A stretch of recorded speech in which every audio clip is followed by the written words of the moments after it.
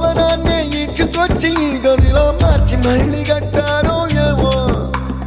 మాయజాలము తెలుసు మంత్రకారడి తెలుసు రెంటి కన్న ఇది ఇంకోటేమో నీలాకాశం నేలాకొస్తే ఇట్టాగే ఉంటాదో ఏమో ఈ సంతోషం దాచాలంటే